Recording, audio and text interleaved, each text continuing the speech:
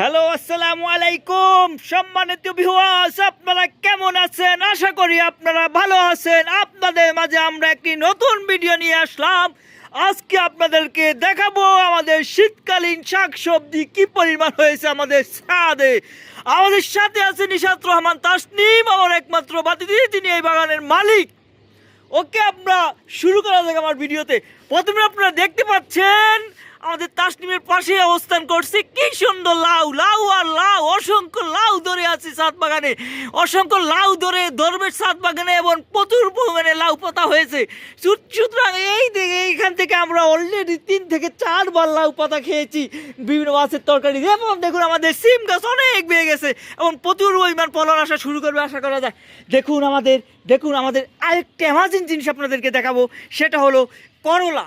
দেখুন কি পরিমাণ একটা ছোট ছোট গাছে কি পরিমাণ করলা ধরেছে। করলার